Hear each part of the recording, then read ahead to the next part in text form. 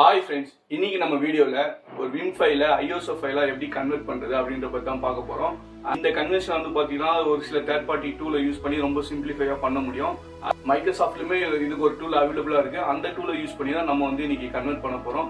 So this is your short take. Please watch and subscribe. வீடியோட எண்ட்ல video உங்களுக்கு பிடிச்சா மட்டும் லைக் பட்டனை தட்டி விட்டுருங்க. வாங்க வீடியோக்குள்ள போலாம்.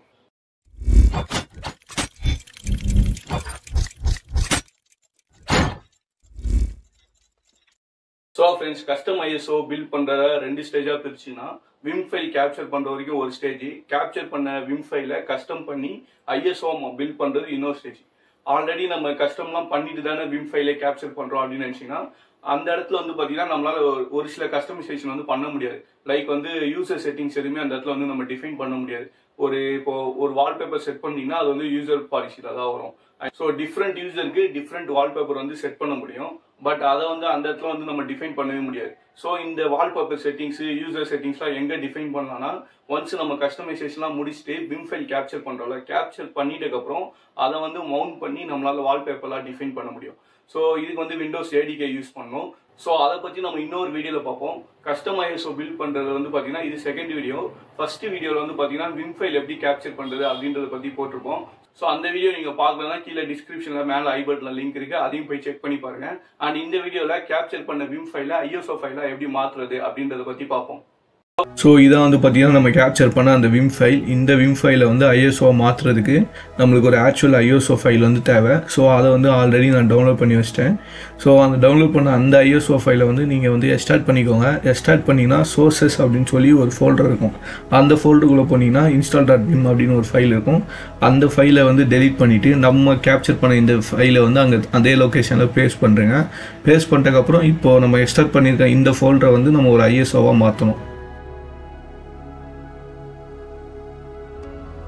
ஸோ இந்த Vim ஃபைலை ISOவாக மாற்றுறதுக்கு நம்ம OSCDIMG அப்படின்ற ஒரு டூலை வந்து யூஸ் பண்ண போகிறோம். ஸோ அந்த டூலோட லொக்கேஷன் எங்கே இருக்குன்னு பார்த்தீங்கன்னா C டிரைவில் ப்ரோக்ராம் ஃபைல்ஸ்குள்ளே விண்டோஸ் கிட்ஸுக்குள்ளே 10ன்ற ஒரு ஃபோல்டருக்குள்ளே அசஸ்மெண்ட் அண்ட் டெப்ளாய்மெண்ட் கிட் இதுக்குள்ளே டெப்ளாய்மெண்ட் டூல்ஸ்குள்ளே போனீங்கன்னா AMD64க்குள்ளே போனீங்கன்னா OSCDIMG அப்படின்ற ஒரு டூல் இருக்கும். அண்ட் இந்த டூல் வந்து பார்த்தீங்கன்னா மைக்ரோசாஃப்டோடது Windows assessment and deployment kit அப்படின்னு ஒரு டூல் இருக்குது. அந்த டூலில் இருக்க ஒன் ஆஃப் த யூட்டிலிட்டி தான் இந்த OSCDIMG. இந்த டூலை வந்து இந்த நேம் வந்து நீங்கள் ப்ரௌஸ் பண்ணினாலே தெரியும் இந்த டூலோடைய பர்பஸ். அண்ட் இந்த டூலோட பர்பஸ் வந்து மெயினாக வந்து பார்த்திங்கன்னா ஒரு ISOவை பில்ட் பண்ணுறதுக்காக தான். அண்ட் இது வந்து CLI பேஸ்டு டூல், அதனாலே நிறைய பேர் வந்து இதை யூஸ் பண்ண மாட்டாங்க. ஸோ அது கீழே வந்தீங்கன்னா அதோட எக்ஸ்ட்ரா சின்டாக்ஸ் இருக்கும், எப்படி ISO பூட் பண்ணுறது, லெகசி ISO எப்படி பில்ட் பண்ணுறது, UEFI ISO எப்படி பில்ட் பண்ணுறது, இந்த மாதிரி நிறையா இன்ஃபர்மேஷன் இருக்கும். ஸோ இந்த கமெண்டை யூஸ் பண்ணி தான் நம்ம ISO வந்து இப்போ பில்ட் பண்ண போகிறோம்.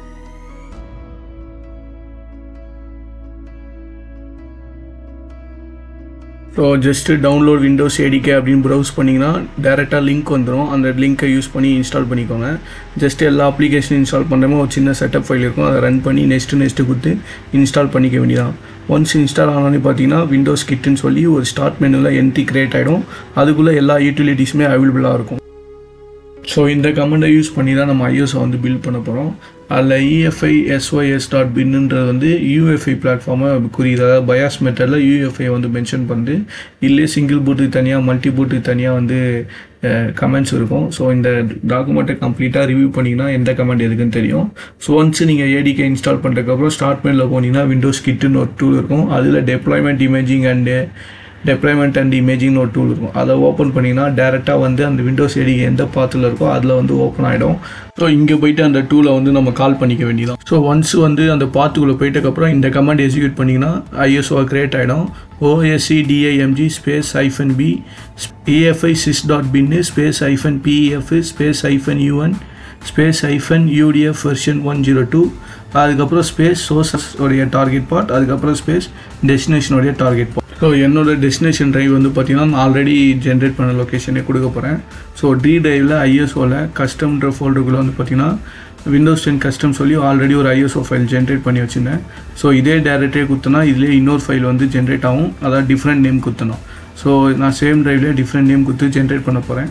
ஸோ இந்த கஸ்டம் ISOன்றதை கஸ்டம் Win 10 ISO அப்படின்னு மாடிஃபை பண்ணிக்கிறேன். ஸோ இப்போ இந்த கமெண்டை காப்பி பண்ணி பேஸ்ட் பண்ண வேண்டியது தான். ஸோ எரர் வச்சிருக்கு பாத் நாட் ஸ்பெசிஃபைடுன்ட்டு. ஸோ பாத் நாட் ஸ்பெசிஃபைனா நம்ம பாத்து வந்து கரெக்டாக கொடுத்துருக்க மாட்டோம். ஸோ செக் பண்ணுவோம் பாத்து கரெக்டாக கொடுத்துருக்குறோம். ஓகே, டபுள் ஸ்லாஷ் இருக்குது அந்த EFI சிஸ் கிட்ட, அதுதான் இஷ்யூன்னு நினைக்கிறேன். ஸோ அந்த ஸ்லாஷை ரிமூவ் பண்ணிட்டு ட்ரை பண்ணாலும் எரர் தான் வருது. எனக்கு தெரிஞ்சு அந்த ஃபோல்டரில் ஆல்ரெடி ISO இருக்கிறனால ஜென்ரேட் ஆக மாட்டேதுன்னு நினைக்கிறேன். ஸோ அந்த ஃபோல்டரை வந்து நம்ம வேறு ஃபோல்டர் சூஸ் பண்ணிக்கலாம். ஸோ இங்கேயே வந்து நான் கஸ்டம் 2ன்னு ஒரு ஃபோல்டர் க்ரியேட் பண்ணிக்கிறேன்.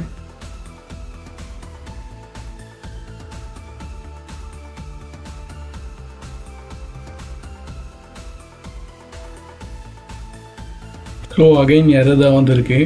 10 நிமிடங்கள் கடந்த பிறகு. ஸோ ஆக்சுவலி பார்த்தீங்கன்னா டேரக்ட்ரிலாம் கரெக்டாக தான் இருக்குது. சின்டாக்ஸில் வந்து பார்த்தீங்கன்னா OSCDIMG ஸ்பேஸ் -B வரணும்.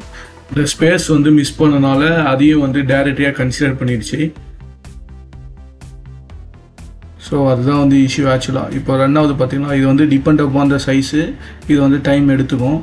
எனக்கு வந்து பார்த்தீங்கன்னா 5 மினிட்ஸ் தான் எடுத்தது. மேபி நம்ம இன்னும் நிறையா சாஃப்ட்வேர் லோட் பண்ணியிருந்தோம்னா இன்னும் டைம் நிறையா கன்சியூம் பண்ணியிருக்கோம்.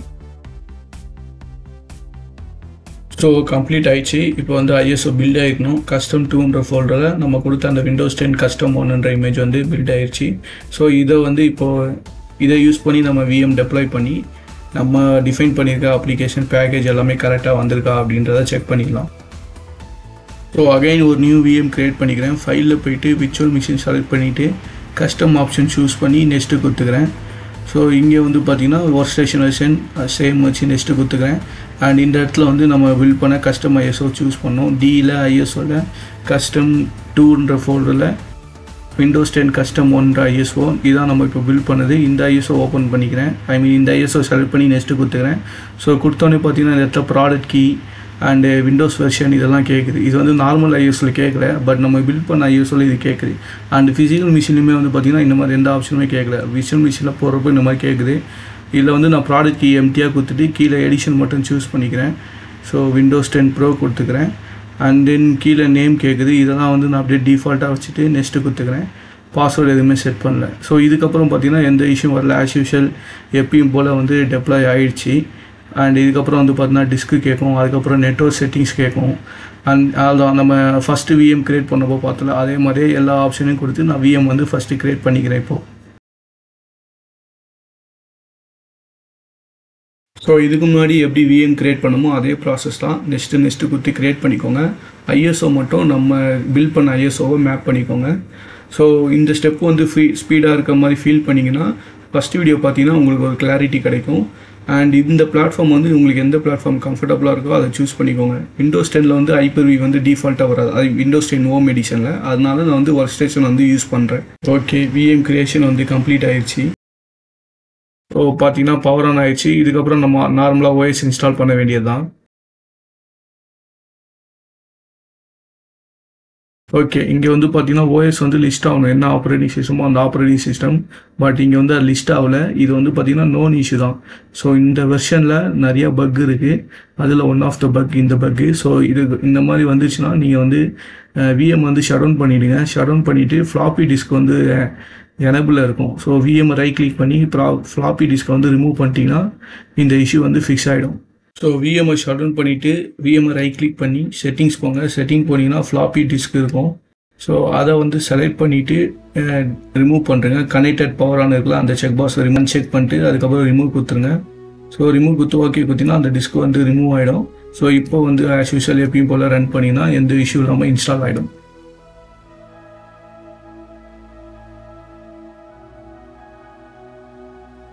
ஸோ இதுக்கப்புறம் ஆஸ் யூஷுவல் எப்பயும் போல் விண்டோஸ் வந்து இன்ஸ்டால் பண்ணிக்கோங்க. அண்டு இந்த இன்ஸ்டாலேஷன் பார்ட்டியும் வந்து நான் ஸ்பீடாக ரன் பண்ணிவிடுவேன். ஸோ ஆஸ் யூஷுவல் எப்பயும் போல் விண்டோஸ் இன்ஸ்டால் பண்ணுற மெத்தட் அப்படின்றனால. ஸோ இந்த இடத்துல தான் வந்து லாஸ்ட் டைம் நம்மளுக்கு எரர் வந்தது. ஸோ இப்போ வந்து பார்த்தீங்கன்னா டிஸ்க் கிரியேட் பண்ணுற விசாரே வந்துச்சு. லாஸ்ட் டைம் வந்து அந்த ஓஎஸ் லிஸ்ட் பண்ணுற விசார் வந்ததில்ல, அங்கேயே எரர் வந்துச்சு. ஸோ அந்த ஃப்ளாப்பி டிஸ்க் வந்து ரிமூவ் பண்ணிட்டீங்கன்னா அந்த இஷ்யூ வந்து ரெட்டிஃபை ஆகிடும். ஸோ இதுக்கப்புறம் ஆஸ் யூஷுவல் எப்பயும் போல் இன்ஸ்டால் பண்ணிட்டு நம்ம உள்ளே போயிட்டு நம்ம கான்ஃபிக் பண்ண ஃபைல்ஸு அண்டு நம்ம பண்ண கஸ்டம் ரோட்ஸ் எல்லாம் ரிமூவ் ஆகிருக்கா, குரூப் பாலிசிலாம் அப்ளை ஆகிருக்கான்றதை மட்டும் செக் பண்ணிடலாம்.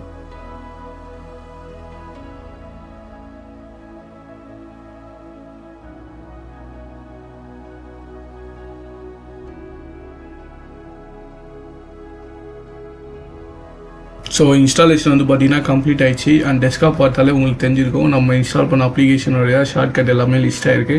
ஸோ எதுக்கு நம்ம உள்ளே போய் செக் பண்ணுறோம், ரன்னில் போயிட்டு appwise.cpl கொடுத்தீங்கன்னா டேரெக்டாக என்னென்ன ப்ரோக்ராம் இன்ஸ்டால் பண்ணியிருக்கோம் அது வந்து லிஸ்ட் ஆகும். ஸோ இதில் வந்து பார்த்தீங்கன்னா ஆஸ் யூஷுவல் நம்ம இன்ஸ்டால் பண்ணியிருக்க எல்லா ப்ரோக்ராம் வந்திருக்கு. VLC, PuTTY, Chrome எல்லா அப்ளிகேஷனும் லிஸ்ட் ஆகிருக்கு. அண்ட் அதுக்கப்புறம் நம்ம பார்க்க வேண்டியது குரூப் பாலிசியில் வந்து பார்த்தீங்கன்னா computer configuration, administrative templates, windows components, அதில் விண்டோஸ் அப்டேட்ஸில் ஆட்டோமேட்டிக் அப்டேட் டைரக்ஷன் ஃப்ரீக்வன்சியும், அதுக்கப்புறம் பார்த்தீங்கன்னா allow update over the meter connection, இந்த 2 பாலிசியும் வந்து டிசேபிள் பண்ணியிருந்தோம். அது கூட வந்து பார்த்தீங்கன்னா கான்ஃபிக் ஆட்டோமேட்டிக் அப்டேட்ஸ் ஒரு பாலிசி இருந்தது, அதையும் வந்து நம்ம டிசேபிள் பண்ணியிருந்தோம். ஸோ இந்த 3 பாலிசியும் வந்து கரெக்டாக இருக்கா அப்படின்றத செக் பண்ணிப்போம். ஸோ எல்லாமே டிசேபிளில் இருக்குது. ஸோ நெக்ஸ்ட்டு வந்து பார்த்தீங்கன்னா ஃபயர்வால் வந்து ஆஃப் பண்ணி வச்சுருந்தோம். ஸோ firewall.cpl டைப் பண்ணி உள்ளே போய்க்கிறேன். ஸோ ஃபயர்வால் ஆஃபில் இருக்குது. அண்ட் ரிமோட் வந்து எனபிள் பண்ணி வச்சுருந்தோம். ஸோ அதையும் வந்து செக் பண்ணிவிடுவோம்.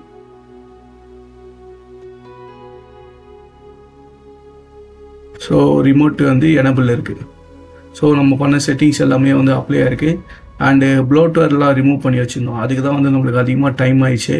ஸோ அது எல்லாமே ரிமூவ் ஆகிருக்கா அப்படின்றத பார்த்துருவோம். ஸோ செட்டிங்ஸில் ஆப்ஸ்குள்ளே போய்க்கோங்க. டிஃபால்ட்ஸ் ஆப் போனீங்கன்னா இல்லை தெரியும். ஸோ நம்ம இன்ஸ்டால் பண்ணிக்க அந்த 7 GB தான் லிஸ்ட் ஆகுது. அண்டு ஸோ இந்த க்ரோ மியூசிக், யுவர் ஃபோன் அதெல்லாம் லிஸ்ட் ஆகலை. பட் நான் வந்து நம்ம டிசேபிள் பண்ணலன்னு நினைக்கிறேன். ஸோ இப்போ அந்த எக்ஸ்பாக்ஸ் எதுவுமே லிஸ்ட் ஆகல பாருங்கள். லாஸ்ட் டைம் எக்ஸ்பாக்ஸ்லாம் லிஸ்ட் ஆயிடுச்சு. ஆனால் இன்னும் ஒரு சில ஆப்ஸ் வந்து நம்ம மிஸ் பண்ணிட்டோம். டிப்ஸ்லாம் வந்து டிசேபிள் பண்ணி இருந்துருக்கலாம். எனிவே நம்ம டிசேபிள் பண்ண ஆப்ஸ் எதுவுமே இங்கே லிஸ்ட் ஆகலை. ஸோ நம்மளோட கஸ்டமைசேஷன் வந்து சக்சீட் ஆயிடுச்சு. ஃப்ரெண்ட்ஸ், நம்ம வீடியோட எண்டுக்கு வந்துட்டோம். அண்ட் நான் ஆல்ரெடி சொன்ன மாதிரி நம்ம பண்ணியது வந்து பார்த்தீங்கன்னா பேசிக் கஸ்டமைசேஷன். இதை தாண்டி இன்னும் டீப்பாக கஸ்டம் பண்ண முடியும். லைக் வந்து லோகோ மாற்றுறது, பூட் லோகோவே வந்து நம்மளால மாற்ற முடியும். தீம் வந்து கஸ்டம் தீம் ரெடி பண்ண முடியும். இது எல்லாமே வந்து பார்த்தீங்கன்னா ஆன்சர் ஃபைல் அப்படின்னு சொல்லுவாங்க. unattend.xml ஃபைல்னு சொல்லி ஒரு ஃபைல் இருக்கும். அந்த ஃபைலை வந்து நம்ம கான்ஃபிக் பண்ணணும். அதில் வந்து பார்த்தீங்கன்னா நம்ம எல்லா இன்புட்ஸும் கொடுத்துருணும். லைக் நம்ம ஓஎஸ் போடுறப்போ ஒரு சில இன்புட்ஸ்லாம் நம்மகிட்ட கேட்கும். நம்மளோட இன்ட்ராக்ஷன் இல்லாமலே ஓஎஸ் வந்து கம்ப்ளீட் பண்ணணும்னா அதில் வந்து நம்ம எல்லா இன்ஃபர்மேஷனையும் கொடுத்துடணும். லைக் வந்து லாங்குவேஜ் செலக்ட் பண்ணுறது, ரீஜன் செலக்ட் பண்ணுறது, அடிஷ்னல் கீபோர்ட் லே அவுட் வேணுமா, இந்த மாதிரி எல்லா இன்ஃபர்மேஷனுமே நம்ம அந்த ஆன்சர் ஃபைலில் கான்ஃபிக் பண்ணிட்டோம்னா நம்மளோட இன்ட்ராக்ஷனே இல்லாமல் ஓஎஸ் வந்து கம்ப்ளீட்டாக இன்ஸ்டால் ஆகிடும். ஜஸ்ட் ஸோ நீங்கள் இன்ஸ்டாலேஷன் ஸ்டார்ட் பண்ண உடனே எல்லா இன்ஃபர்மேஷனுமே இந்த ஆன்சர் ஃபைல்லேருந்து ஃபெச் பண்ணிட்டு ஆட்டோமேட்டிக்காக இன்ஸ்டாலேஷன் வந்து கம்ப்ளீட் பண்ணிடும். நம்மளுக்கு டேரெக்டாக டெஸ்க்டாப் வந்துடும். நம்மளோட இன்ட்ராக்ஷனே இருக்காது. ஸோ இந்த அளவுக்கு வந்து கஸ்டமைசேஷன் வந்து பண்ண முடியும். அதை பற்றி நம்ம இன்னொரு வீடியோவில் பார்ப்போம். அண்ட் இந்த வீடியோ பற்றின உங்களோட ஃபீட்பேக்கை மறக்காமல் கமெண்ட்ல சொல்லுங்கள். Stay tune, keep watch. அடுத்த வீடியோவில் பார்ப்போம். See you soon.